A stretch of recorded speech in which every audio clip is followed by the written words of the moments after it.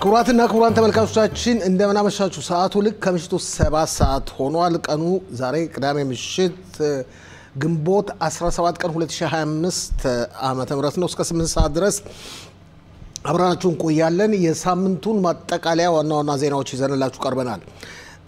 ዋና አስተባባሪያችን ቶመር ለገሰ፣ ከፍተኛ ምስልና ድምጽ አቀናባሪያችን ደግሞ አየልኝ ሽፈራው ነው። አዘጋጅቼ ማቀርብላችሁ ፋሲል ለገሰ ነኝ።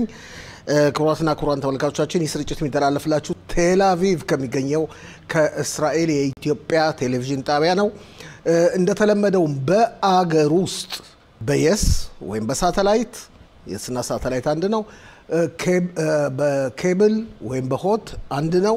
በ140 ቁጥር ታገኙናላችሁ። በአገር ውስጥ በዓለም ዙሪያ እና በአገር ውስጥ መስሪያ ገበታ ላይ ሆናችሁ በዚህ ሰዓት የምትከታተሉን ደግሞ በዩቲዩብ ገጻችንም በሚገባ ታገኙናላችሁ። IETV 140 ሼር፣ ሰብስክራይብ እና ላይክ ማድረጋችሁን ምንጊዜም እንዳዘነጉ። ወደ ዋትስአፕ እና ወደ ቴሌግራምም ሼር ማድረግ ትችላላችሁ። እስከ ፕሮግራማችን ፍጻሜ ድረስ አብራችሁን ትቆያላችሁ። የሳምንቱ ዋና ዜናዎች አሳዛኝ አረመኔያዊ ሽብር ፈጠራ ድርጊት በይሁዳና ሰማርያ ቀበሌ ተፈጽሞ ነበር። ነፍሰ ጡር እናት የ33 ዓመት ወይዘሮ ፂላ ጌጽ ከሽብር ፈጣሪ በተተኮሰ ጥይት ህይወቱ አልፏል። ህፃኑ አሁንም ሆስፒታል ውስጥ ነው ያለው። በጣም አሳዛኝ አስገራሚ አረመኔያዊ ድርጊት ነው። ለማንኛውም ነፍስ ይማር። ፕሬዚደንት ዶናልድ ትራምፕ በመካከለኛው ምስራቅ በፋርስ ባህረ ሰላጤ ሀገሮች ያደረጉትን ጉብኝት አጠናቀው ወደ ዋሽንግተን ተመልሰዋል። በቆይታቸውም ሳውዲ አረቢያ፣ ካታርና ኤሚሬት በቆይታቸውም ከሶሪያው ፕሬዚደንት አልጁላኒ ጋርም ተገናኝተው ተወያይተዋል። የተለያዩና ብዛት ያላቸውን የኢኮኖሚ ስምምነቶችም ተፈራርመዋል። የሐማስ ድርጅት መሪ በአዛ ፕሲኮፓት የሚባል ነገር አለ፣ ጭንቅላቱ የተነከረው ነው የሚባለው መሐመድ ሲንዋር ተገሏል የሚል ዜና ከእስራኤል የመረጃ ድርጅት እየወጣ ነው። የነበረበት ምሽግ በያዝነው ሳምንት ተደብድቧል። እሱ ብቻ ሳይሆን ከ30 በላይ ሽብር ፈጣሪዎችም ተደምስሰዋል ይባላል። በአዛ የሚካሄደው ጦርነት በከፍተኛ ሁኔታ እየተደረገ ነው። በያዝነው ሳምንትም ብዛት ያላቸው ጥቃቶች ተፈጽመዋል። በቁጥራቸው ብዙ የሆነ ሽብር ፈጣሪዎችም ተደምስሰዋል። ሁቲዎች አሁንም መተኮሳቸውን አላቋረጡም። ሚሳኤሎች ምንም እንኳን ምንም አይነት ጉዳት ባይደርስም ያው ለመረበሽ ነው፣ ለመበጥበጥ ነው እና እስራኤል እርምጃ ተወስድባቸዋል ተብሎ እየተጠበቀ ነው። የአየር ጸባይ ሁኔታ በያዝነው ሳምንት ተገለባባጭ ነበር። የአየሩ ጸባይ ሁኔታ በጣም በሚገርም ሁኔታ አንድ ጊዜ ሙቀት፣ አንድ ጊዜ ቀዝቃዛ። ለማንኛውም ሙቀት በሚሆንበት ወቅት ተመልካቾቻችን ልብ ማለት ያለባችሁ ጥላ ስር መሆንና ብዙ ውሃ መጠጣት ነው። ላግ ባኦሜር የተባለው በዓል የችቦ በዓል ነው። በደመቀ ስነ ስርዓት በያዝነው ሳምንት ተከብሯል። ግን እሳት እንዳይቀጣጠል ከፍተኛ ጥረት ተደርጎ ነበር። እንግዲህ እነዚህ ናቸው ዋና ዜናዎቻችን። የምንከፍተው በያዝነው ሳምንት ተመልካቾቻችን የተለያዩ አስተያየቶችን የሰነዘራችሁበት የአቶ ሽሎሞና የዶክተር ጸጋ ፋንታሁን ውይይት ነው። ዶክተር ጸጋ ባንቺን ጀምርና የኢዳን አሌክሳንደር መለቀቅን እንዴት አየሹ? በመጀመሪያ ደረጃ በእውነትም ይሄ ወታደር መለቀቁ የሚያስደስት ነው። ግን ገና የቀሩም አሉን፣ እነሱም መመለስ አለባቸው። በእርግጥ የዚህ ወታደር የመለቀቅን ሁኔታ በተመለከተ ከእስራኤላዊነቱ ተጨማሪ የአሜሪካ ዜግነት ስላለው ጭምር ነው። ነገር ግን መዘጋት የሌለብን አሁንም ቢሆን በርካታ የተጠለፉ ወገኖቻችን ያልተመለሱ አሉ። ካሁን በፊት ደግሞ ወደ 190 ሙሉ የእስራኤል ዜጋ ናቸው እንጂ የአሜሪካ ዜግነት ያላቸው ብቻ አይደሉም።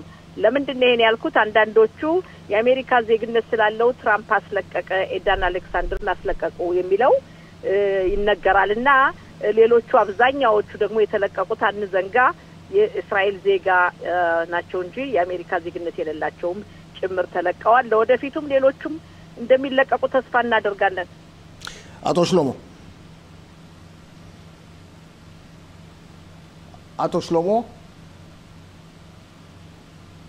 አቶ ሽሎሞ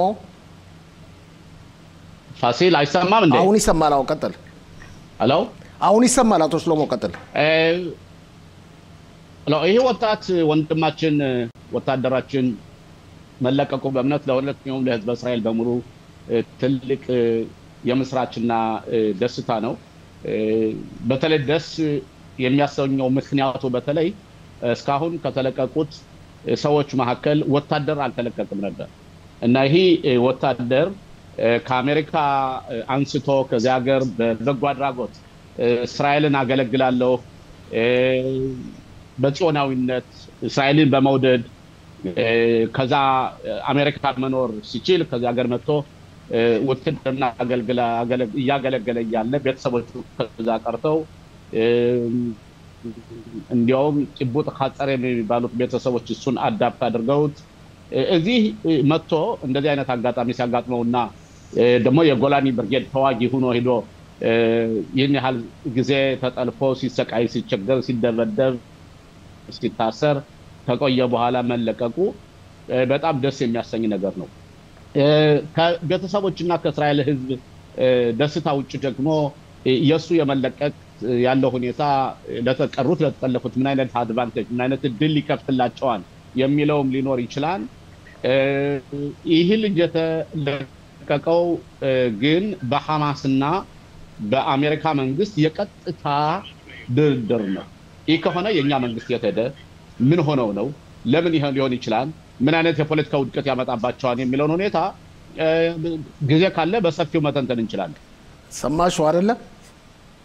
አዎ አዳምጫለሁ። በመጀመሪያ ደረጃ ብዙን ቀደምም የገለጽኩት ነገር አለ። አንደኛ በእውነትም ይሄ ወታደር ከአሜሪካ መምጣቱ ወገኑን ህዝቡን ለማገልገል በአጠቃላይ እንግዲህ ሁላችንም እንደምናውቀው በዓለማችን ላይ ተመልከቱ ጦርነት ሆነ አገሬን ብሎ ወደ ሀገሩ የሚመጣ የእስራኤል ህዝብ ብቻ ነው። የሌላ አገር ተዋጊ ሆኖ በውጭ አገር ጦርነት አለ ተብሎ ለሀገሩ ለድንበሩ የሚመለስ አይተንም ሰምተንም አናውቅም። ይሄ በጣም የሚያስደስት የሚያኮራ ነው። የእስራኤል ልጆች ብቻ ናቸው እስራኤላውያን ለተለያየ ምክንያት ውጭ ከሄዱ በኋላ ጦርነት ሲሆን 25 ሺህ ነው የመጡት። ጦርነቱ እንደተጀመረ በውጭ አገር የሚገኙ በሙሉ የእስራኤል ዘር የሆነ ወጣት በሙሉ አገሬን አገለግላለሁ የይሁዲ አንዲት ሀገር ነው ያለች እቺ ብቸኛ ሀገር ለምን አንዋጋም በማለት መጣው መዋጋታቸው የሚያስደስትና የምናየው ውጤትም ይሄ ነው። ሌላው በአሁኑ ሰዓት ኤዳን አሌክሳንደር መለቀቁ ብዙዎቹ በተለይ የፖለቲካን ሁኔታ በመጠቀም ወይም ደግሞ ተቀናቃኝ የፖለቲካ ፓርቲዎች የአሜሪካ ዜጋ ስለሆነ ብቻ እንደተለቀቀና ካሁን በፊት ሌሎቹ እንዳልተለቀቁ ለወደፊትም እንደማይለቀቁ የሚያወሩ አሉ። ይሄ የተሳሳተ አመለካከት ነው። ቀደም አትችሎ ማላዳምጥከኝ ይሆናል እንጂ ከ190 በላይ የሚሆኑ የተጠለፉት የተመለሱት የሌላ ሀገር ዜግነት የላቸውም እስራኤላዊ ናቸው። እና ዶክተር ጠጋ እዚህ ላይ እኮ ረቆቆይ ኖ ዶክተር ጠጋ ራሳችንኛ አናታለን እውነቱን እንናገር። የእውነቱን በምንናገርበት ጊዜ ይሄ ወጣት የተለቀቀው በሐማስና በአሜሪካ መንግስት ቀጥታ ድርድር ነው። ጠቅላይ ሚኒስትር ቢንያሚን ኔታንያሁ ሌሎችም ድርድር የሚያደርጉት በሙሉ የሰሙ ጉዳዩ ካለቀ ከተጨረሰ በኋላ ነው። እኛ እያልን ያለነው እኮ ባለፈው እኮ ከተለቀቁት ለምሳሌ የራሻ ዜጎች ተለቀዋል፣ የሌሎች ሀገሮች የታይላንድ ዜጎች ተለቀዋል። ይሄ ሁሉ እኮ አለ እና እዚህ ላይ አልገባኝም። ይሄ የሚያሳየው በሁለቱ ሀገሮች መካከል ቆይ ዶክተር ጸጋ እኛ እያልን ያለነው ዶክተር ጸጋ እኛ ያያል ይሄ ሁኔታ የቢንያሚን ኔታንያሁና የትራምፕን ወዳጅነትና በአጠቃላይ ከአሜሪካና በእስራኤል መካከል ያለውን ግንኙነት የሚያሻክርና ያሻከረ መሆኑን የሚያረጋግጥ ነገር ነው። ይሄ ነገር ለምን ሊሆን ይችላል? ለእስራኤል በራሷ አካባቢ እነዚህ የተጠለፉትን አታስወጣም የሚለው ጥያቄ ነው እንጂ አሁንም ቢሆን ይሄ ልጅ የተለቀቀው አቶ ሽሎሞ ይሄ ነው ለመግለጽ ለማስረዳት ነው። አቶ ሽሎሞ ማስረዳው ምን ነው? ሁለት ነገር የተጠለፉትን ሰዎች ለማስለቀቅ በተለያዩ መንገዶች ሞክራል። የሩሲያ ዜግነት ያላቸው እንዲለቀቁ ሞክራለች። እንግሊዞች የተለያየ ሀገራት በሙሉ እነዚህ እንዲለቀቁ ጥረት እንዲያደርጉ በተለያዩ መንገዶች የእስራኤል መንግስት ጥረት ሲያደርግ የቆየ ነው። ይሄንም ሲጠቀምበት የቆየ ነው። ከዚህ ተነስቶ ግን የእስራኤልና የአሜሪካ ወዳጅነት ወይም የኔታንያሁና የትራምፕ ግንኙነት ተቋረጠ የሚሉ እነዚህ የግራ ክንፎች ውሃ ቀጠለ ብለው አንዴ ይቅርታ አስጨርሳ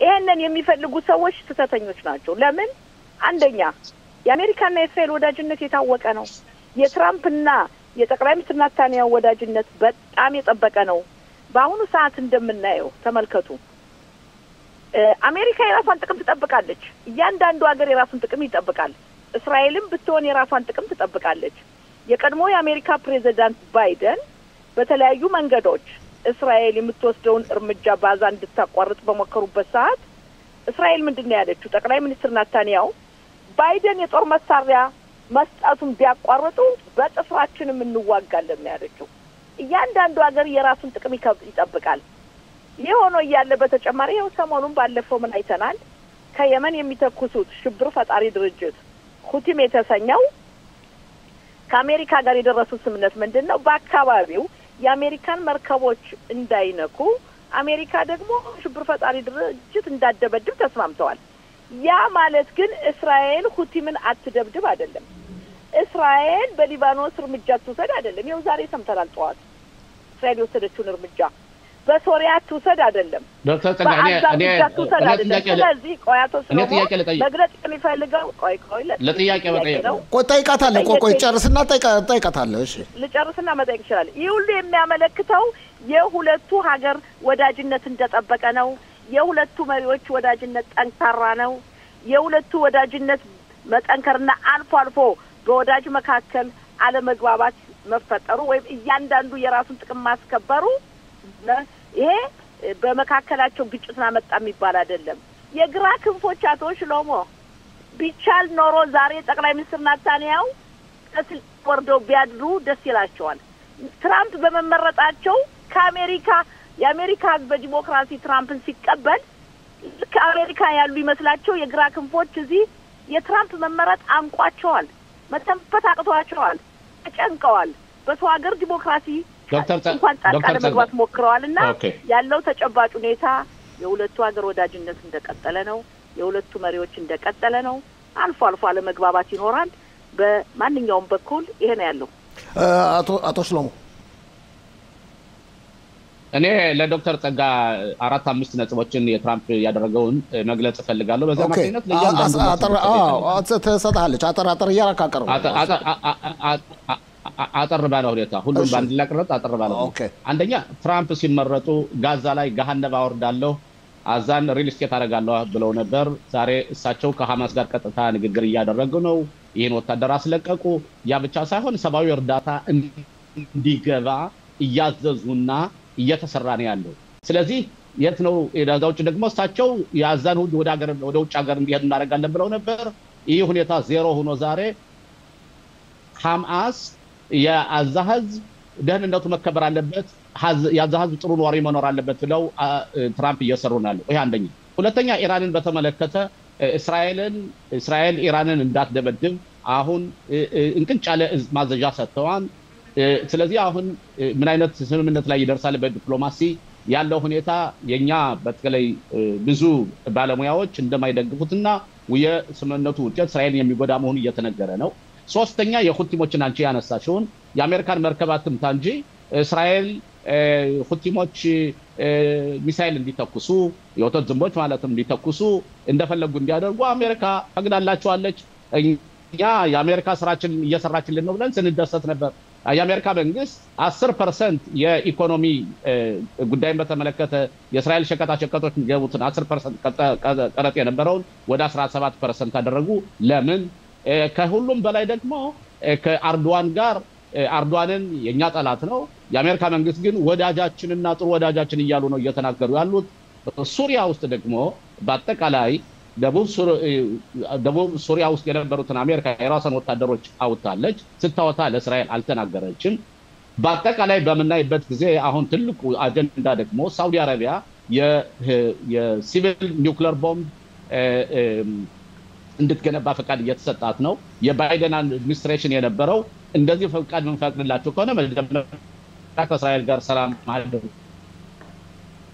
ነበር ስለዚህ የኛ መንግስት ከትራምፕ ጋር ያደረገው ውጤት ምንድነው ዶክተር ጸጋ በእውነት እኔ አንዳንዴ ይገርመኛል የቴክኖፎች አንድ ጊዜ በትራምፕ አመልከው ስለነበሩ ረጋ አመልከው ስለነበሩ አሁን ይሁሉ ውድቀት ሲመጣ ሐቁን ለመናገር ትክክል አይደለም ግን ዛሬ ዱዱ አምሳለምን ሰምተሹ ከሆነ ይሄ ፕሬዝዳንት ዚግዛግ የሚሄድ ፕሬዝዳንት አደገኛ ፕሬዝዳንት ለኛኛን ጥቅም የማያስከብር እስራኤል ራሷ ብቻ መስራት አለባት ይያለ በሬሽት ቤት በተናግሯል ኦኬ እና ለምን ነው ምንሸፋፈነው ነጥቦችን አዳምጣለሁ ጸጋ በመጀመሪያ ደረጃ ላቶ ሽሎሞም ለሌሎችም መግለጽ የምፈልገው የአሜሪካ ፕሬዝዳንት ትራምፕ የአሜሪካ ፕሬዝዳንት እንጂ እስራኤል አይደሉም ጠቅላይ ሚኒስትር ቢንያሚን ኔታንያሁ የእስራኤል ጠቅላይ ሚኒስትር እንጂ የአሜሪካ አይደሉም እያንዳንዱ ሀገር የራሱ ጥቅም ማስከበር ይፈልጋል ያ ሲባል አንዱ በሌላው ላይ ጉዳት ያደርሳል አይደለም ጥቅሙን ለማስከበር የሚወስዳቸው መንገዶች አሉ መጀመሪያ የገለጽከው የአዛን ሁኔታ በተመለከተ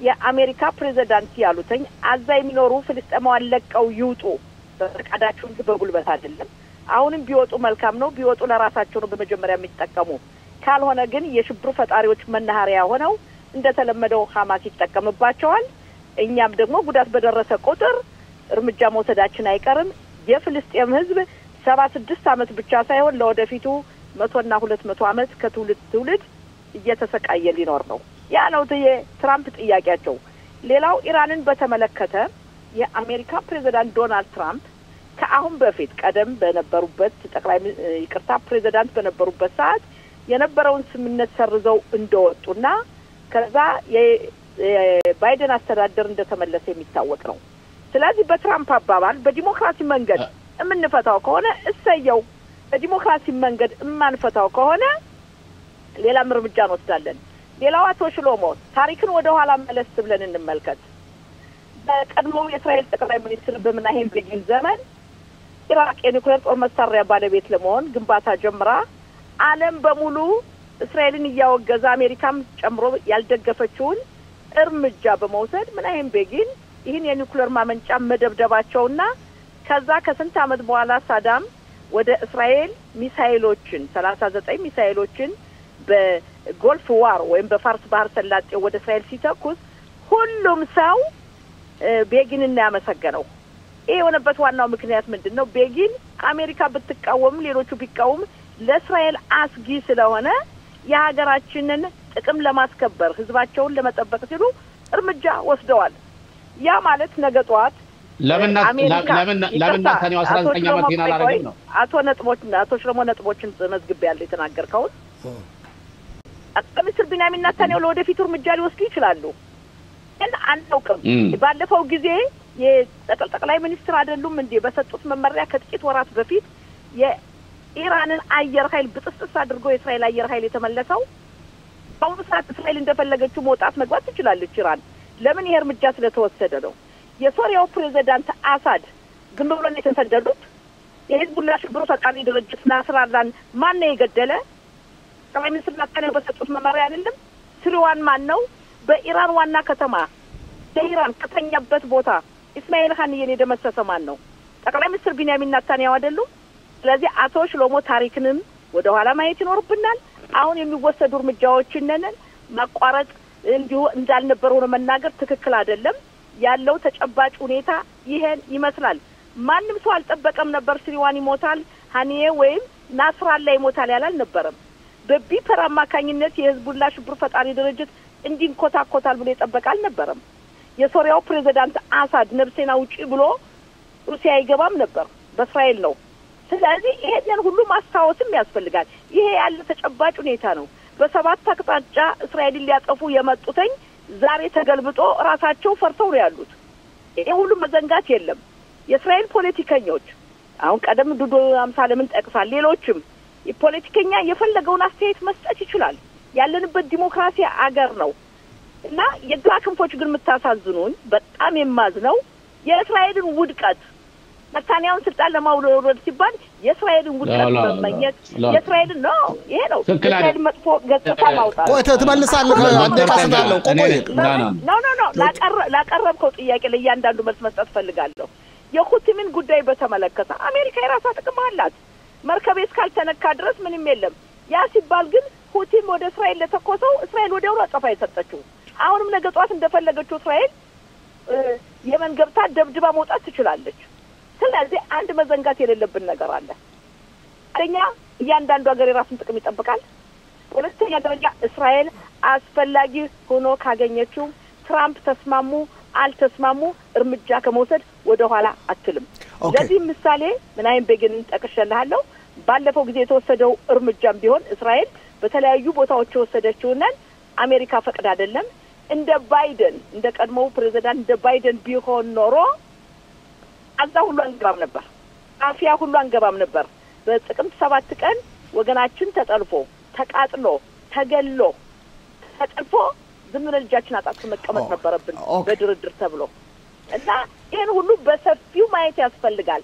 ግላችን ብቻ የፖለቲካ ውዝግቡን ብቻ ሀገራችን ሳይሆን የሀገራችን ጥቅምንም በሰፊው ማየት ያስፈልጋል።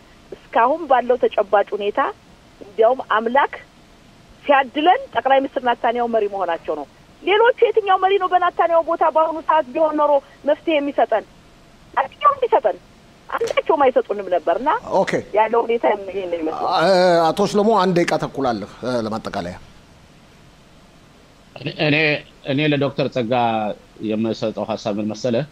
አህያውን ሲያስፈሩ መደላድሎን ይባላል። ሁልጊዜ የቀይ ክንፍ ወይም ይህ መንግስት ውድቀት በሚያጋጥምበት ጊዜ በዓለም አቀፍ ደረጃ ወይም በውስጥ ውድቀት ሲያጋጥማቸው የሚወነጅሉት የግራ ክንፍ ሰላማዊ ሰልፍ የሚያደርጉትን የዲሞክራሲ መብታቸውን ተጠቅመው ማለት ነው። ይሄ ደግሞ አያዋጣም።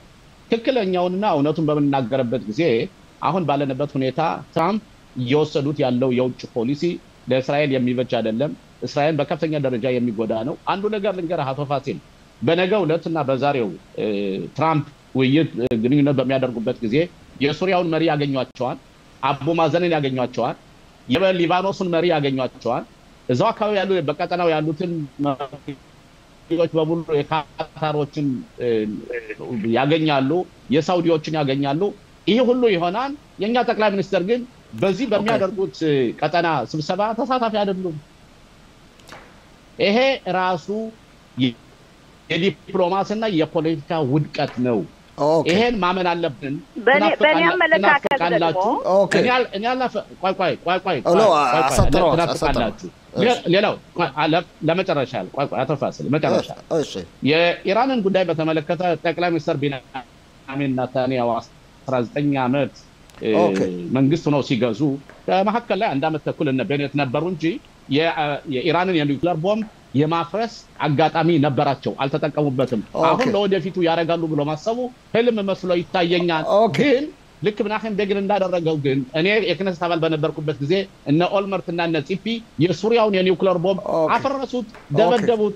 ነናስራላ ደበደቡ። ከናስራላ ጋር ከጨፈጨፏቸው በኋላ ደግሞ ስምምነት አደረጉ። ዛሬ እና ጠቅላይ ሚኒስትር ቤንያሚን ኔታንያሁ ያደረጉት ስምምነት ከሊባኖስ ጋር ደግሞ በ2006 ዓ.ም በተደረገው ድንጅ መሰረት ነው። ስለዚህ ሁሉም ነገር ጠቅላይ ሚኒስትር ኔታንያሁ እንደ ጻድቅ አርጎ ማቅረቡ ትክክል መስሎ አይታየኝ። እንደው አንድ ቃል ጸጋ ማጠቃለያ ነው መደምደሚያ ደቂቃ መግለጽ የምፈልገው አቶ ሽሎሞ፣ በመጀመሪያ ደረጃ በአሁኑ ትራምፕ የሚያደርጉት ጉብኝት ወደ እስራኤል ስለማይመጡ ለጠቅላይ ሚኒስትር ኔታንያሁ ውድቀት ነው ለሚለው ትልቅ ስህተት አለ። ትራምፕ እንደተመረጡ የመጀመሪያው የክብር እንግዳ የሀገር መሪ ዋይት ሃውስ በአሜሪካ ቤተመንግስት የተጋበዙት ጠቅላይ ሚኒስትር ኔታንያሁ ናቸው። ስለዚህ ይሄ የሚያመለክተው ከሁሉም ወዳጅ ሀገራት በፊት እስራኤል ፈርስት መሆኗን በአሜሪካ በኩል የሚያሳይ ነው አንደኛው። በሁለተኛ ደረጃ ጠቅላይ ሚኒስትር ኔታንያሁን እንዳምላክ ማየት አይደለም።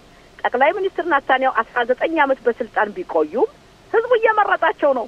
በዲሞክራሲ ህዝብ የሚመረጠው በድምጽ ብዛት ነው። ሌላው ምናህም ቤጊን የሊኩድ መሪ ነበሩ። በሳቸው ዘመን ግራዎቹ ምንድነው ሲሉት ነበር? ምናህም ቤጊን ሽብር ፈጣሪ ነው።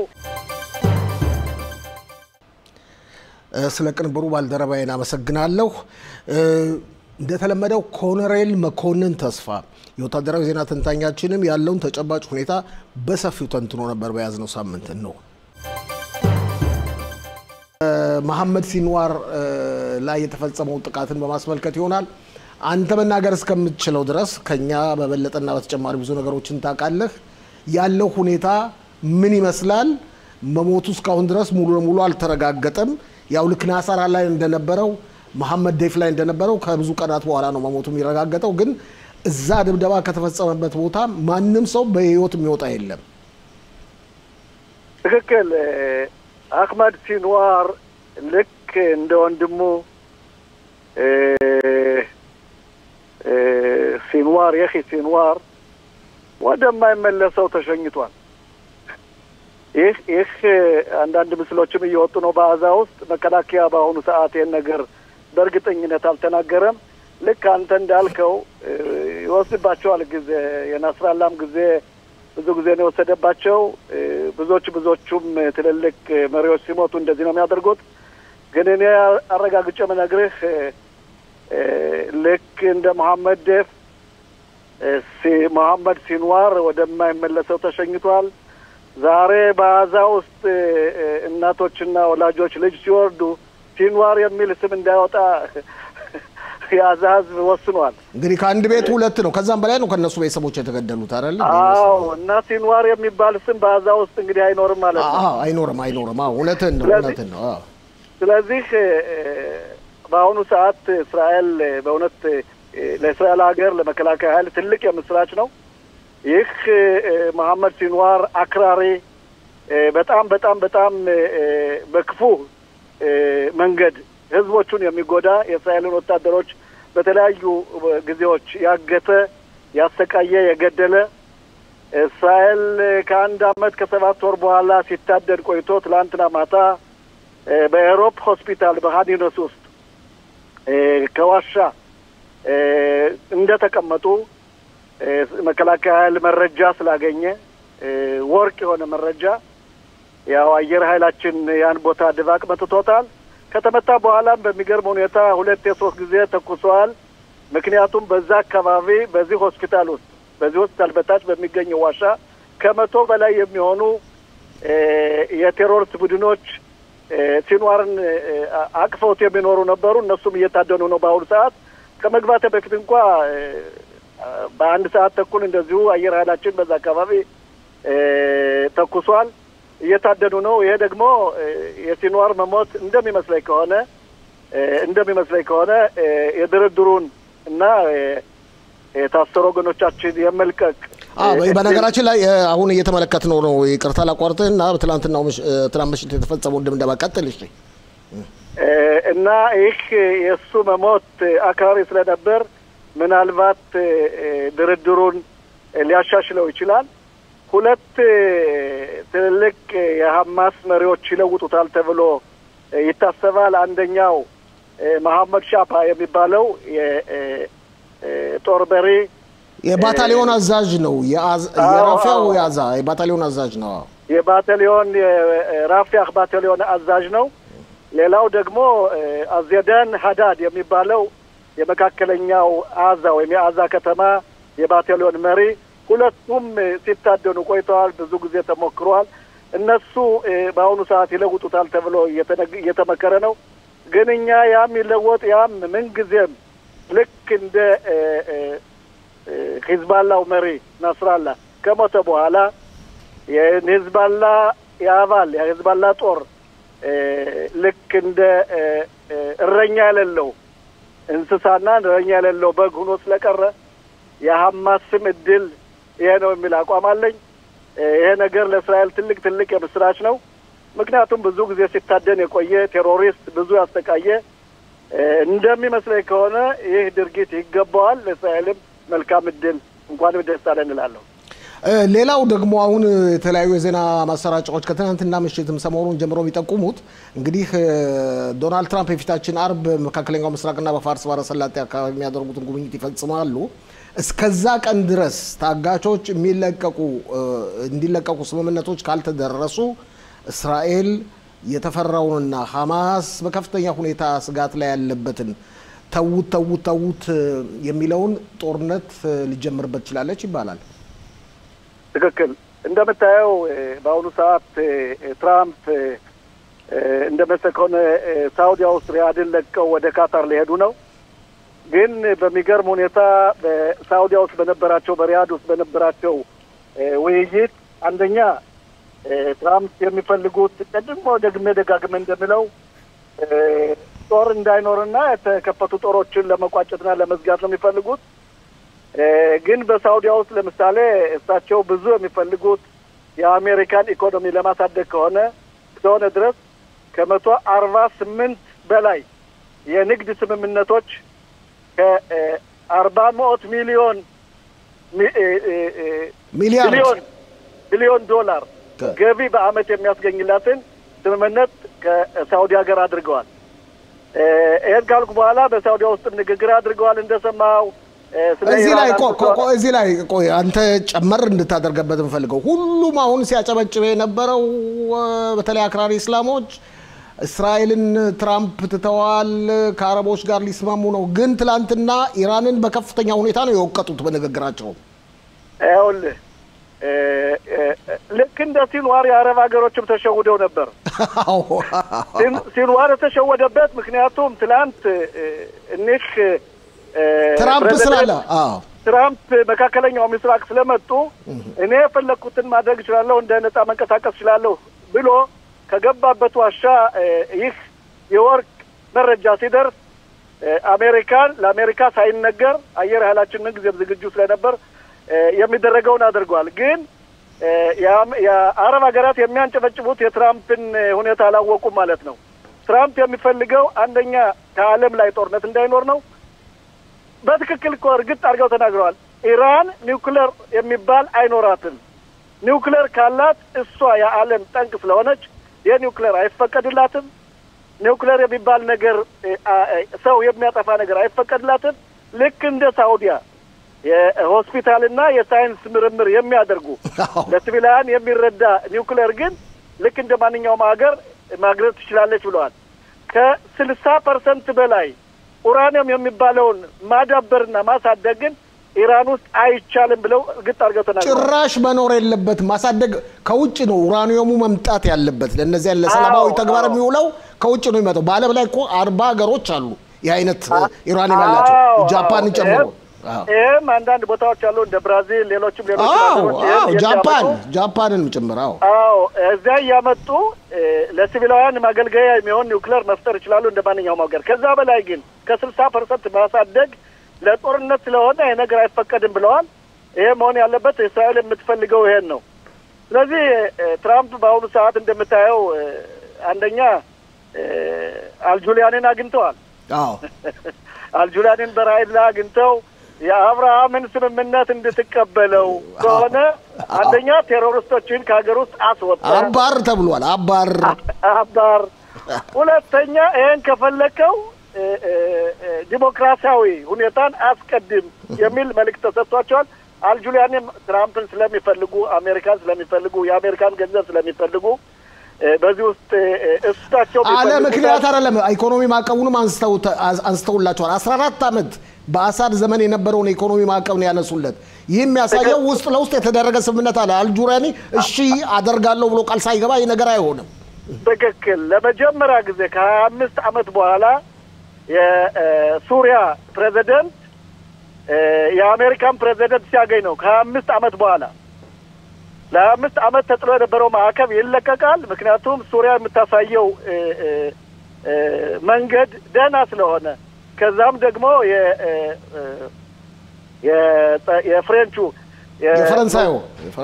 የፈረንሳዩ መሪ ከትራምፕ ጋር ስለተነጋገረና የሱሪያን አካሄድ በግልጽ እየተከተሉ ስለሆነ አልፎ ተርፎ ምንድነው ያደረገው ትራምፕ ይኸውልህ ቱርኪያን ወደሱ አቅርቦታል።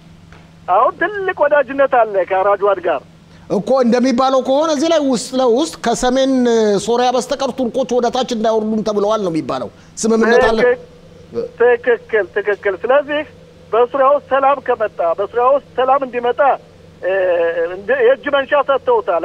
ማዕቀቡ ተነስቷል። ስለዚህ እሳቸው በዚህ ድርጊት እንደሚቀጥሉ አልጠራጠርም። ዞሮ ቴሮሪስትነት እንደማይጠቅም እያየነው ነው። ከማጥፋት በስተቀር ጥቅም የለውም። ልክ እንደ ሊባኖሱ ፕሬዚደንት መሳሪያ ሰበስባለሁ የሚተኩስ አጋልጣለሁ እያሉ እንደሚናገሩት ለአሜሪካም ሆነ ለመካከለኛው ምስራቅ ሀገራቸውን ለማዳበር ነው የሚፈልጉት። ይሄም አስፈላጊ መስሎ ይታየኛል።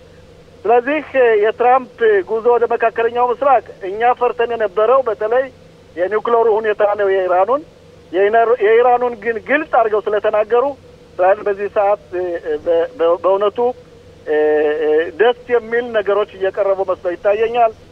ብዙ ነገሮች ሰሞኑን ተሰርተዋል። ይሄም ደግ ነገር ነው የሚል አቋም ነው ያለኝ። እንግዲህ ወደ አዛው ዘመቻ ስንመለስ ዝግጅቱ እንዴት ነው? ይኸውልህ ከአዛው በፊት አንድ ስለ ሁቲምና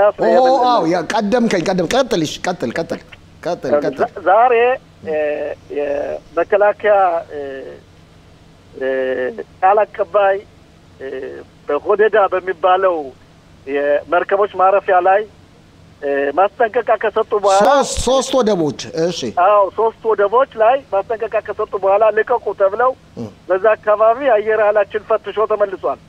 ይህ ድርጊት ይቀጥላል። ምክንያቱም ባለፈው ሳምንት እንዳልኩ ትራምፕ ከሁቲዎች ጋር ስምምነት አድርጌያለሁ ብለው ለእስራኤል ስላሳወቁ ደጋግሜ እንደብለው ይህ ስራ የእኛ ስራ ሊሆን ነው ብዬ ነበር። ይህም እየቀጠለ ነው፣ እያየነው ነው። ስለዚህ ሁቲዎችም በእስራኤል በኩል እየተደበደቡ ነው።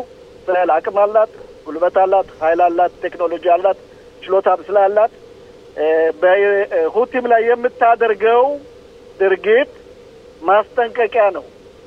እኔ እችላለሁ፣ የትም እርቀት ወደብ የሚጥለኝ ነገር የለም፣ እኔ ኢራንም ቢሆን በቀላሉ ደርሳለሁ እያለች እየዛተች ነው። ለዛም ነው ትራምፕ ዛሬ ግልጥ አድርገው ቁርጥ አድርገው የተናገሩት። ስለዚህ መስሎ ይታየኛል። ወደ አዛ ስመለስ ግን በአሁኑ ሰዓት አንድ ነው የሚጠበቀው። በካታር ውስጥ ተደራዳሪ ቡድኖች አሉ፣ የእኛም ልኡካን ያለበት በሞሳዱ መሪ የሚመራ በካታር ውስጥ ዊትኮፍ ያሉበት ሌሎችም ተጨማሪ ካታር ከፈለገች ደጋግሜ እላለሁ፣ ካታር ከፈለገች የታገቱ ወገኖቻችን በአንድ ሳምንት ውስጥ መልቀቅ ይቻላል። በአንድ ሳምንት ውስጥ ግን ካታር 2 ጨዋታ ነው የምትጫወተው። ገብቷል? ግልጽ ነው። ካታር ይሄን ከፈለገች በአሁኑ ሰዓት ሲንዋር ደግሞ ስለተሸኘ ይሄን ነገር ቀላል ያደርገው መስሎ ይታያል። ካልሆነ ግን እንደነገርኩህ መከላከያ በአሁኑ ሰሞን ደግሞ በተለይ በለየት ባለ ሁኔታ 3 ብርጌዶችን ተጠባባቂ ብርጌዶችን ጠርቷል። ቀዩ ለባሹዋችን በሱሪያ የነበረው ወደ ደቡብ አልፏል። መከላከያ ሙሉ ዝግጅት አድርጎ እየተጠባበቀ ነው። ይህ ውይይት ውጤት ካላገኘና የታገቱ ወገኖቻችን ካልተመለሱ መከላከያ ያወጣውን ፕላን ያወጣውን ነድፍ ሙሉ በሙሉ ይተገብራል። ይሄን ካልኩ በኋላ ይሄን ሲተገብር ግን ሰብአዊ እርዳታ የሚባለው እየገባ ነው፣ ይገባልን። ግን የሚያከፍለው አንድ አካል ከውጭ ተወጣጣ ሲሆን በእኛ ወታደሮች እየተፈተሸና በመካሜራም ሆነ እየተረዳ ለተራቡ ሰዎች ይህ ነገር እንዲደርስ አሜሪካ ትፈልጋለች። እስራኤልም ይህን ነገር ተቀብለዋለች። ኮሎኔል መኮንን ተስፋ እንደተለመደው እንደ ሁልጊዜው በጣም ነው ማመሰግንህ። ኮሎኔል መኮንንን በጣም አመሰግናለሁ። ለረጅም ዘመናት ያህል በጣቢያችን የጤና ዝግጅት ተንታኝ የሆነው ማለትም ቤሊንሶን ሆስፒታል ሲሰራ የቆየው ወንድማችን እስራኤል ይስሐቅ ጡረታ ወጥቷል። ይህን ማስመልከትም ሰፋ ያለ ውይይት አድርገን ነበር ነው። እስራኤል ረጅም አመታት ያህል በቤሊንሰን ሆስፒታል ስትሰራ ቆይታል። ከኛም ጋር ብዙ የተለያዩ ፕሮግራሞችን አብረን አቀርበናል። ኢትዮጵያም ብዙ እንቅስቃሴዎች ስታደርግ ነበር። አሁን አጠናቀህ ለረፍት እየወጣህ ነው መሰለኝ። ለረጅም ጊዜ ረፍት አይደለም እንዴ? ትክክል። አሁን እንግዲህ ከተለያዩ ቦታዎች እንግዲህ በስራ ዓለም ነው የነበር ነው። በተለይ ቤሊንሶን ወደ 37 አመት ከቀዶ ሕክምና ውስጥ እንደነበርኩ አሁን እንግዲህ የመልቀቂያ ማለት መልቀቂያ ነው። ጡረታ እየወጣነ ነው ማለት ነው። እንግዲህ ጡረታ ቢወጣም አንተ ብዙ ገና መስራት የምትችል ነህ። ስለዚህ ብዙ እንቅስቃሴዎችን ወደፊት እንደምታደርግ ጥርጥር የለውም። ያው በመንግስት አካባቢ ያለውን ስራ ታቆማለህ እንጂ ስራህን ታቆማለህ ማለት አይደለም እንዴ እስራኤል? ትክክል። እንዲያውም የተለያዩ አለ አይደለም ያኛውን ብዙ ተጽዕኖ ያለበትን የስራ ሁኔታ ያቆም በልዩ መልክ በአዲስ መልክ እንደገና ተጠናክሮ ልዩ የሆነ አዳዲስ ነገሮችን ወይም ደግሞ ሲሰሩ የነበሩትንም አጠናክሮ መቀጠል ነው እንጂ ጅማ አጣምሮ መቀመጥማ የለም ማለት እኮ ለዚህ እኮ እና ስለማቀህ ነው እኮ እጅን አጣምራ እንደማትቀመጥ ስለማቀህ ወይ ሄደህ ዳምቃ እንደማትጫወትና ካርታ እንደማትጫወት ስለማቅ ስራ ላይ ነው እንግዲህ እሱም ቢኖር እሱንም ብታደርግ የልጅ ልጆችንም ብታይ ሽርሽርም ብትሄድ ኦኬ ያለ ነገር ነው መሆን ያለበት ነው ግን ከዛ በጨመረ ስራን አተቋረጠም እቅድ ምንድነው ወደፊት እስራኤል እቅዴ በመቼም እንግዲህ የበለጠውን ተመሰገነ የሆነ ዚያ ድረስ እረፍት የስራ መቀነስ ይኖራል ማረፍ ይኖራል እንግዲህ ሌሎቹ አሁንም የተጀመረው ያ12 አመት ፕሮግራም አለ በኢትዮጵያና በእስራኤል ሀገር ያለው የቀዶ ሕክምና ሁኔታ አሁንም እንደቀጠለ ነው እንዲያውም በ18 ቀን ልንወጣ ነበር እንግዲህ ኢትዮጵያም ሆነ የተለያዩ የወቅታዊ ችግሮች ነው ትንያሉ እንጂ አነ እንደቀጠለ የአይነቱ ስራ የበለጠ ማጠናክሮ መቀጠል ይቻላል ነው ማለት ከዛ በተረፈ እንግዲህ ለቤተሰቡም ለዘመዱም ለሁሉም የበለጠ ጊዜ ስላለ ያው ጊዜን ማሳለፍ ባለምን ቢሆን ደግሞ እነዚህ ሰራቸዋለሁ አያቸዋለሁ ያልኳቸው ነገሮች እግዚአብሔር ቢያካሳካው ለነዛ ሁሉ ንጹህ ጊዜ አለኝ ማለት ነው እዚህ ላይ እስራኤል ስለ ተመልካቾቻችን ብዙ ጊዜ ሆኖናል ከተነጋገርን በኢትዮጵያ የምታደርጉት እንቅስቃሴ ምንድነው በኢትዮጵያ ምንድነው የምትሰሩት አው የኢትዮጵያው የሕክምና ቀዶ ሂደት የሚደረገው ምንድነው ቀደም ሲልም ለማስተዋወቅ ያህል ነው ከዚህ ላፓራስኮፒ ወይም ደግሞ በሌዘር አይነት ሳይቀዱ የውስጥ ደዌን በማውጣት ለ5-6 ወይም 7 ቀን አድሚት ወይም በሆስፒታል ተኝተው መቆየት ሳይሆን ዛሬ ተሰርቶላቸው ነገ ወደ ቤታቸው የሚመለሱበት የዚህ አይነት የሕክምና ሂደት ነው እንግዲህ ከእስራኤል ወደ ኢትዮጵያ እርግጥ የኢትዮጵያ ሐኪሞች በዚሁ ላይም በደንብ የተለጠኑ ሰዎች ነበሩ አሁንም አሉ ግን መሳሪያዎች ላይ ባንድ ላይ ተጣምሮ የቲሙ ስራ ነው የበለጠ ነገሮችን ያንቀሳቀሰ ያለ ከዛ እንግዲህ ከባህር ዳር ነው የተጀመረ ፈለገ ህይወት የሆነ የሚባል የነበር ከዛ እንግዲህ ወጥተን ወደ በበጊዮን ለረጅም ጊዜ ሰርተናል እዛው ባህር ዳር ነው አሁን ደግሞ ወደ ጎንደር ቸቸላ በመሄድ ከዛም ደግሞ አሁን ስራው ተጀምሯል 2-3 ጊዜ ሄደናል አሁንም እየቀጠለ ነው ማለት ነው በዚህ አይነት ቢቻል እንግዲህ ወደ ሌሎች ክልሎችን በመሄድ የዚሁን አይነት ስራ ማጠናከር አለብን ነው እንግዲህ እቅዱ ኦኬ እስቲ ወደ ሀገራችን ወደዚህ ሊመለስና እንግዲህ ወቅታዊን ተጨባጭ ሁኔታ ማስመልከት አንተ ሕክምና ባለሙያ ነህ ምንም እንኳን አሁን ጡረታ ወጣለው ይያልክ ብዝትብንም ጦርነት ወቅት ነው ያለነው ሆስፒታላችሁ በተለይ ልጆችን ሕክምና ማስመልከት ከፍተኛ አስተዋጽኦ የሚያደርግ ሆስፒታል ነው ከእስራኤል አንደኛ ከሚባሉት ሆስፒታሎች አንዱ ነው የመጀመሪያው ቦታ ያለው በልጆች ሕክምና የታወቀ ነው በዚህ በጦርነት ወቅት አንደኛ ታጋች ልጆችን ሁሉ ተቀበሉ ነበር ሌሎችንም ጭምር ቁስለኞችንም ሌሎችንም ትልልቆችንም እንዴት ነው ሁኔታው ስትመለከተው አው እንግዲህ የጦርነት የፈጠረው ችግር በእኛው አካባቢ ስትጠይቀኝ ነው እንጂ ሁሉንም ችግር ላይ ኦኬ ነው አሁን በእኛው ምንድነው ያለውበት ቀዶ ሕክምና ውስጥ ያለው ዋርዱ ድሮም ቢሆን ቀዶ ሕክምና ብቻ ሳይሆን የትራውማ ማለት አደጋ የደረሰባቸውን በሽተኞች ጠቅላላ ከሚዩን ወይም ኢመርጀንሲ ክፍል ከጨረሱ በኋላ ወደኛው ነው የሚመጡት እና የዚህ ልምድ እንዳለ ነው ያለ አሁን ግን በጦርነቱ ላይ ያለው ብዙ ወታደሮች ታክመው በጥሩ መንገድ በሁኔታም አለ እንደዚህ ወደ ትልቁ ስናይደር የተባለው በሚድል በመካከለኛው ምስራቅ የታወቀ ትልቅ ሆስፒታል ነው የልጆች እና በዚህ አሁንም ሌላ የህፃናቶች ችግር ሁልጊዜ ወደዚህ ሆስፒታል የተለያዩ ስፔሻሊስት ስላሉ ይመጣሉ ታከማ ቀዶ ህክምና ይደረግላቸዋል ልዩ ልዩ ህክምናዎችን ያደረጉ እንደገና የዚህ ጦር ጨመር በርከት ያሉ ህፃናቶች ልጆች ያው አመት ስለሆነ ሆስፒታሉ ፋሲሊቲውን የተሟላ ስለሆነ ከዛ ወደዚህ መጥተው እንዲታከሙ ምርጫ በመደረግ ብዙ የሥራ ከፍተኛ ጭነት አለ ውጥረት አለ ይደረጋል በዚህ አይነት እናቶች አባቶች ወገን በዚህ ችግር የደረሰበትን ለማየት በመምጣት ያው ሆስፒታሉ እጥፍ ድርብ የህዝብ አገልግሎት የሚሰጥበት ሁኔታ ነው ያለ ማለት ነው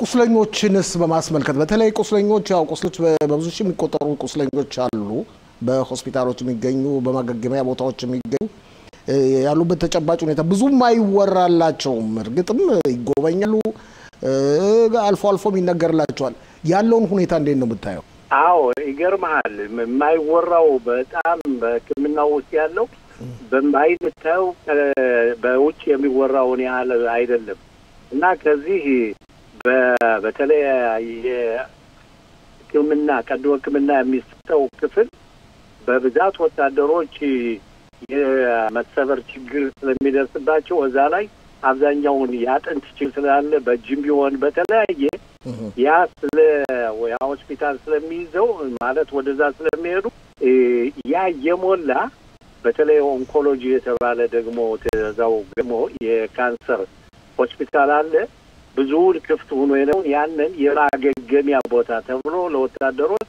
የተከፈተበትና ብዙ አገር የሚሰጥለው እንግዲህ የአዳዲስ ቦታዎች ሲከፈቱ የመሳሪያዎች የሰው ጉልበት ሁሉም እጥረት አለ ግን ያን ሁሉ ተቋቁሞ በደንብ ይላል ይገርማል አንድ ነገር ማለት ለማለት ፈልገው አለ የኛ ልጆች የኛ ሰዎች ቤታ ያሉት ማለት ነው እና ልጆቻቸው በአዛ ውስጥ ሄደው በሚዋጉበት ጊዜ ይሄን ያህል ሰው መጣ ተብሎ የኛው ሆስፒታል ደረሰ ሲባል እኛን ጠይቀው በተለይ ሶሻል ወርከር ሰራተኞች ነልቦና አገልግሎት የሚሰጡትና እናቶች በሙሉ ሰው እኔም ባለሁበት በሆስፒታሉ አስፈቅጄ እየዞርነ የነዚህን ልጅ ማለት ችግር የደረሰባቸው ሲጠይቋቸው የኔ ልጅ አይተሃል ወይ አስራ ጦርነቱ ላይ እንዴት ነበር የሚል ይሄን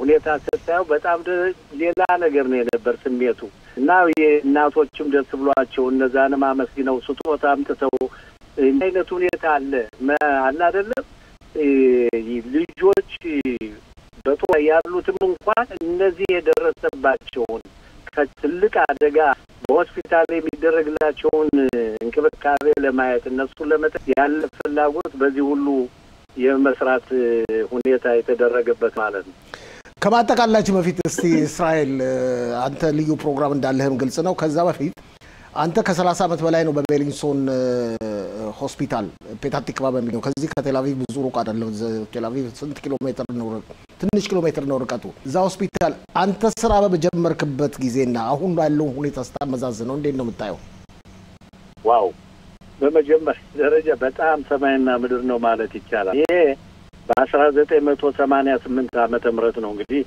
ቋሚነት ተብዬ የጀመርኩት እርግጥ የጀመርኩት ከአመት በፊት ነው ግን ቢሆንም በዚህ ጊዜ ቋሚነት ከተመሰከረልኝ ስራውን ጀመርኩ ጊዜ እርግጥ የተለያዩ ተጨማሪ ስራዎች አሉ እነዛን በቤሊንግሶን ላይ ያለው የስራ ሂደት በእጃችን ምንጽፋቸው የነበሩ አብዛኛዎች በእጃችን ነው ምለው የተደረገውን የተሰራውን ሙሉ የስራ ጊዜ ጨርሰህ ትወጣ የጽፈህ መዝግበህ በዛ አይነት ነው ለውሽፍት የምትገለጥ የነበር አሁን ግን ሁሉም ነገር በኢንተርኔት ማለት በማክሸፍ በመሆኑ በጣም አመቺ ነገር አለ ዶክተሮችም ደግሞ አንዳንድ የጽሁፍ ችግር ያላቸው በዚህ በሚወጣው ኦርደሩ በግልጽ ይታያል አንዱ ለአንዱ ሰው የሚያስተላልፈው ምንም ስህተት ያለበት ነው ይሄ ብቻ ሳይሆን አንተ የስራ ምቾት ብቻ ሳይሆን ከውጭ ያለ የሆስፒታሉ አስተዳዳሪም እንኳን ኦንላይን አንተን የሚመለከት ያ ሁሉ የመቆጣጠር ያለበት ነው። በጣም ደስ የሚል በመድኃኒቶች በሕክምናው የሰዎች ያላቸው ግንኙነት ምን አይነት አገልግሎት እንደሚሰጡ ሁሉም በጣም ደስ የሚል ለውጥ ነው ያለው። በዚህ 37 ዓመት በኖርበት ጊዜ ትልቅ ለውጥ አለ። አዳዲስ ኃይል ነው የሚወጣው።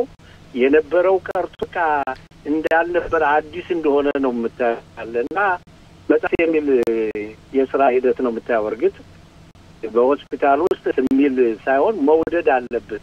የምትሰራቸው የምታደርጋቸው ነገሮች ሁሉ የተሞላበት ብዙ አስቸጋሪ የሆኑ ነገሮችን ሁሉ የምታይበት ያን ትተህ ሰውየውን እንዴት ላድን እንዴት ልርዳው የሚለውን ትታገሉ ውለህ ያን አስረክበህ ስትወጣ ያንን የነበረህን ከፍተኛ ትንቅንቅ ትተህ በቃ ቤተሰብ መመና ያለ አይደለም ያለው ሁኔታ ምንም ከባድ ሁለት ነው። አንዳንድ ደስ የሚል አለ አይልበት ሁኔታም አለ። አጠቃላይ ነው የትግል ነው በጣም በሰው ህይወት ላይ ያለ የነፍስ አድን ትንቅንቅ ነው የሚሰራው የሚሆነው ያለ ማለት ነው። እስራኤል እንግዲህ እንደሚመስለኝ በዚህ ወር መጨረሻ የመሰናበቻ ዝግጅት ይደረጋል አይደለም? አዎ ጥሩ ነው። እንግዲህ በ28 ቀን በዚህ ወር መጨረሻ ላይ እንደዚህ ቀደም ብለው በተለይ በእኔ በፊት የነበሩ 2-3 በየጊዜው የተቀየሩ ታየው ሄዱ የወጡትን ሁሉ ጥሩ እርዳታ አለ። የጥሩ አስተያየት ለኔ አይዞ በማለት እንትን ያሉትን ሁሉ እነሱን በዛን ቀን ቀርበው በቃ በድግስ መልክ መጥተው ደስ ያለ አለ አይደለም እዚህ የነበረውን መፈጸም መጀመሪያ ጊዜ ይሆናል ብያለሁ። በርከት ያሉ ሰዎች ደግሞ እንደመጡ ሁሉኛል ይሆናል ነው እንግዲህ። ኦኬ ከአስቀድመን ከዛ በፊት አንድ ቀን 2 ቀን ማስቀድመን እንደገና እናነጋግራለን። ወንድማችን እስራኤል በጣም አመሰግናለሁ ስላነጋገርከን። እኔም አመሰግናለሁ። ለእናንተም ለዚህ አይቲቪ ሁሉ ጊዜ ነው በእኛ ድጋፍ በጀኑ ነው ሁሉንም ያውም ቅድሚያ ማለት ይቻላል ነገሮችን በማስተባበር በትጋት በመስጠት ምንም ተለይታችሁ ስለማታውቁ በተለይ ላንተ አመሰግናለሁ። እንግዲህ ሰላም እንኳን ለዚህ ያደረሰን ነው። አሜን አሜን ነው። ክቡራትና ክቡራን ተመልካቾቻችን መልካም የረፍት የሌላም ስራ ዘመን እንመኛለን ለእስራኤል። በዚህ አጋጣሚ ለማጠቃለል የምንቃረበው ደግሞ በአስገራሚ ዜና ነው። በያዝነው ሳምንት የ70 ዓመት አዛውንት የሆኑትን አቶ አሞስ ዘውዴን አነጋግረን ነበር። አቶ አሞስ በ70 ዓመት እድሜያቸው መንጃ ፈቃድ አውጥተዋል። በቅርቡም መኪና እንደሚገዙ ተስፋ አለን። የልጆቻቸው ኃላፊነት አለበት በዚህ ጉዳይ ላይ አነጋግሬያቸው ነበር ነው። ጤና ይስጥልኝ አቶ አሞስ ዘውዴ ወይም አስማማው ልጅ አካል። ጤና ይስጥልኝ አቶ አሞስ። አለው አስማማው። አለው ጤና ይስጥልኝ ጤና ይስጥልኝ እንደምን አለ ፋሲል? እንደና አልሰማኝም። ያው ደጋግሜ ጤና ይስጥልኝ አልኩ። በመጀመሪያ ደረጃ እንኳን ደስ አለህ እንላለን። ይሄው ተዳራባ አመሰግናለሁ። እድሜ 70 ነው አይደል እንዴ? አዎ በ70 ዓመትህ መንጃ ፈቃድ ያው በብራይስጥ አውጥተሃል። ተዳራባ አመሰግናለሁ። ሁላችንም ገርሞናል። በ70 ዓመት እድሜ ምን ያህል እንግዲህ ጀግና መሆንክን ያሳይ። በ70 ዓመት እድሜ ራስን ቻልክ ማለት ነው አይደል እንዴ? አዎ እንግዲህ እንዴት ይሁን። ቤተሰብ ምን አለ? በነገራችን ላይ ቤተሰብ ደስታም ተሰማቸው እውነትም አልመስላቸው አለ። እሺ ግን ተዳራባ ይሄን ማውጣት ጎበዝ መሆንክን ሁላችን ፈልገዋለን እንወደዋለን አሉ። እንግዲህ ከሱ ቀጥሎ በዚህ ወንድማችን ሮቤል መሸሻ ላይ ነው ያወጣነው። አዎ መጀመሪያ ሮቤልን በጣም እናመሰግናለን። እሱ ነው ስምህን የሰጠን። እኛ እንደዚህ አይነት ውጤት የሚያገኙትን የህብረተሰባችንን አባላት በጣም እናደንቃለን፣ እናመሰግናለን። ምሳሌ ናችሁ። ጥረታችሁ ምሳሌ ነው። በዚህ እድሜ መኪና ገዝተሃል ወይስ አልገዛህም ገና?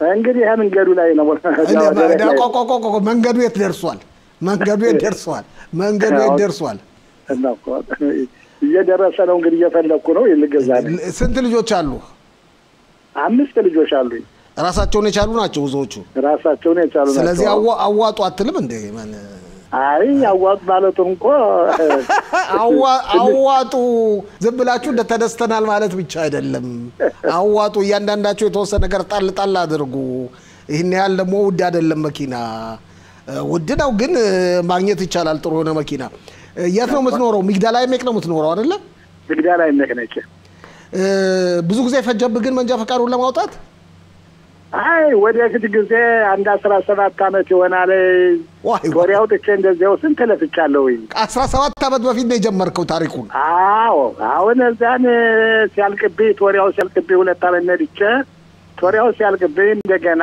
ለወሪያ ላወጣ ሲዘጋጅ ሳለሁ ሚርሳ ባይት ይያለኝ ቤት ግዛኝ ሚርሳ መጣ እሺ አሁን ያን ወሪያውን ጥቼ ቤቴን ገዛው ወደዛ እንግዲህ ቀለቀይና እንዴት ነው ማደርገው ይሄ ነገር እኮ ዝም ብሎ ቀረሰል ሳምታታ አራውንማ በዚህ በቅራፊያን እንደሚያስተምራለኝ ነው ያለ አላው ማን ይባላል ወበነ ሸሻ ይባላል አረባካችሁን የሚሆን ከሆነ እኔ ልሳተፍ ፈልጋለሁ አልኩኝ እሺ ተሳተፍኩኝ በእውነቱ ወንድሞቼ እህቶቼ በብዛት ሴቶች ናቸው የነበሩ ብዙዎቹ ሴቶች ናቸው የነበሩ እሺ ተሳተፍንና ወጣ ነው ይሄን ነገር አሁን ስል ከዚያን መንዳት ደግሞ ጀመርኩኝ መንዳቱ አመት ወስዶልኛል አሁን ባለፈው ወር እግዚአብሔር ሲል እድሉ ቀናይና ወጣሁኝ ምን ያህል ጊዜ ከፈጀብህ ይሄንን የፈተናውን ፈተናው ወስዶብኛል አመት ወስዶብኛል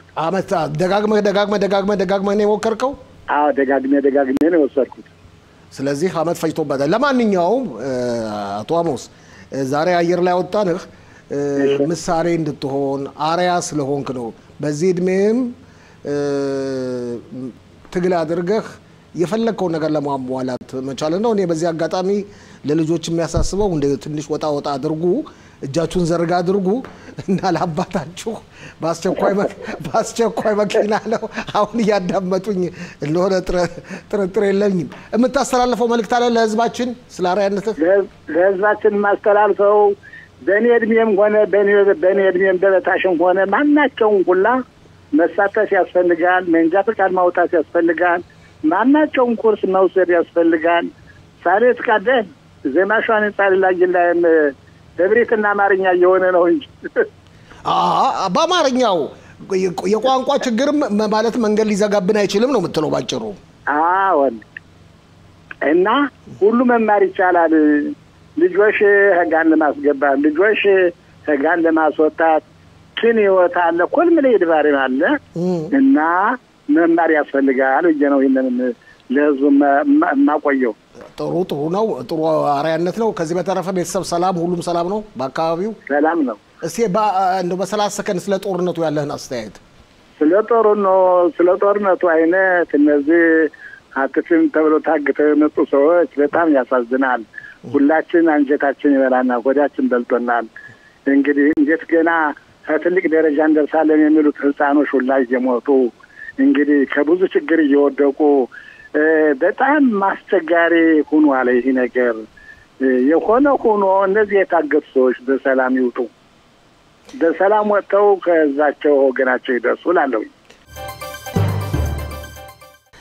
አቶ አሞስን በጣም አመሰግናለሁ ጠንቀቅ ብለው ይንዱ ግን መኪና አሽከርከር ከጀመሩ ጠንቀቅ ብለው እንዲነዱ በጥሞና አሳስባለሁ እንግዲህ ያጠቃለልን ነው ክቡራትና ክቡራን ተመልካቾቻችን አብራችሁን ስለቆያችሁ ስለተከታተላችሁ ምስጋናችን ፍጹም ወደር የለውም ተመልሰን የምንገናኘው ነገ ቀትር በኋላ እሁድ ነውና በ2 ሰዓት ነው እንግዲህ ነገ አዲስ ሳምንት እንጀምራለን ከዚህ በተረፈ መልካም ምሽት እመኝላችኋለሁ የፕሮግራም በድጋሚ እንደገና ዘግየት ብሎ በጣቢያችን በየስና በሆት በኬብልና በሳተላይት በ140 ቁጥር ይቀርባል ከዚህ በተጨማሪም በዩቲዩብ ገጻችን ገባ ብላችሁ እንደገና ብትጎበኙ ታገኙናላችሁ ሼር ሰብስክራይብ እና ላይክ ማድረጋችሁ ምን ጊዜም እንዳዘነጉ ዋና አስተባባሪ ቶመር ለገሰ ከፍተኛ ምስልና ድምጽ አቀናባሪ አየልሽ ፈራው አዘጋጅ ያቀርብኩላችሁ እስከዚህ ሰዓት ድረስ ፋሲል ለገሰ ነኝ መልካም ምሽት